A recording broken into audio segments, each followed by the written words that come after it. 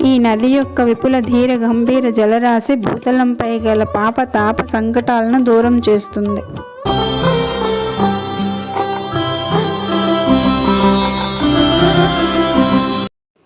భారత కాలమానం ప్రకారం పుష్కరం అంటే 12 సంవత్సరాలండి. సంవత్సరానికి ఒకసారి భారతదేశంలోని ముఖ్యమైన 12 నదులకు పుష్కరాలు వస్తాయి. పుష్కర సమయంలో ఆయా నదుల్లో స్నానం చేస్తే ప్రత్యేక పుణ్యఫలం ప్రాప్తిస్తుందని హిందువులు భావిస్తారు.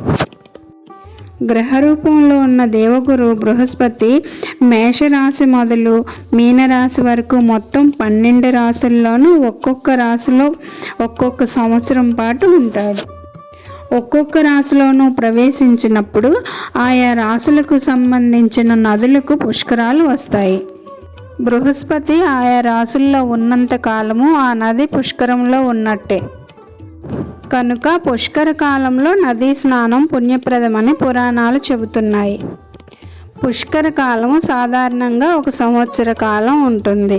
పుష్కర కాలంలోని మొదటి 12 రోజులు ఆది పుష్కరం అని, చివరి 12 రోజులు అంత్య పుష్కరం అని వ్యవహరిస్తారండి. ఈ మొదటి 12 రోజులు అలాగే చివరి 12 రోజులు అత్యంత ప్రత్యేకమైనవి.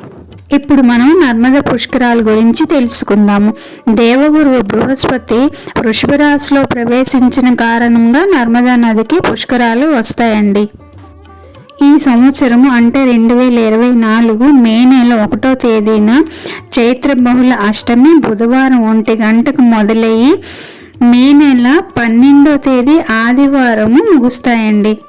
దేవగురు బృహస్పతి సార్ధ త్రికోటి దేవతా సహితంగా నర్మదా నదిలో వసితుడైనందువల్ల ఈ పుష్కరాలు 12 రోజుల పాటు ఉంటాయండి.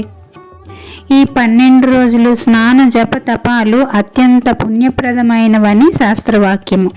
మహానదిలో ఎప్పుడు స్నానం ఆచరించినా సంకల్పపూర్వకంగా చేయవలననేది ఆర్యుల వాక్యం. నర్మదా నదికి చెందిన తీర్థములలో ఓంకార, కపిల, సంగమ తీర్థములను స్మరించినంత మాత్రము చేతనే పుణ్యము కలుగుతుంది.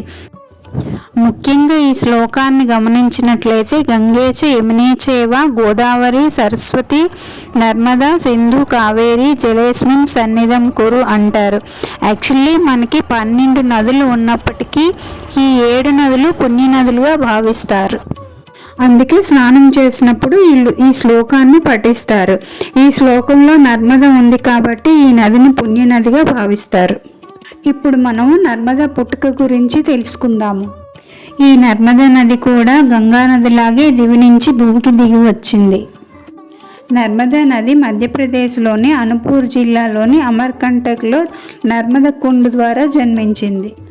అమర్కంటక్ ప్రాంతము అత్యంత పుణ్యప్రదమైనది.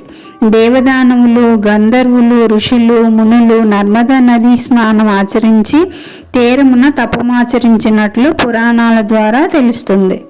నర్మదా నది కోసం పురూరవ చక్రవర్తి తపస్సు చేయగా అతని తపస్సుకు మెచ్చిన శివుడు నర్మదను భూమికి పంపిస్తే నర్మదను తట్టుకునే శక్తి ఎవరికి ఉంది అని అడుగగా వింధ్య పర్వతరాజు పుత్రుడైన అమర్కంటక్ అడ్డుగా నిలుస్తానని చెబుతాడు.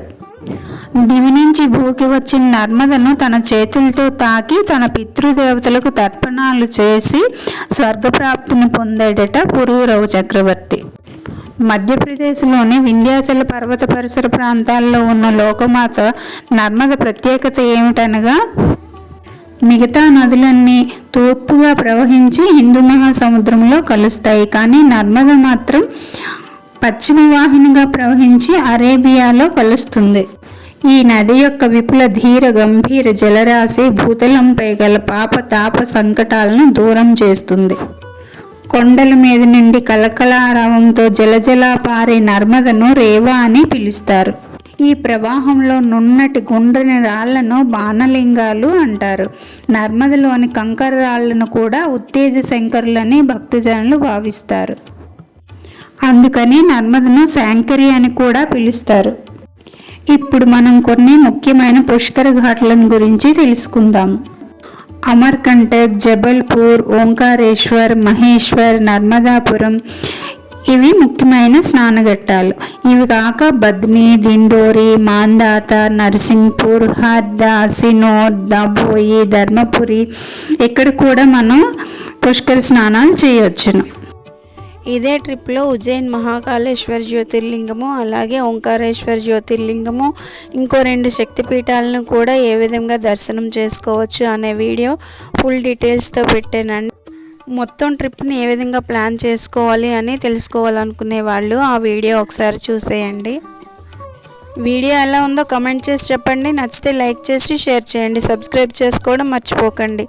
ఇంకో మంచి వీడియోతో మళ్ళీ కలుద్దాం. అంతవరకు సెలవండి. బాయ్.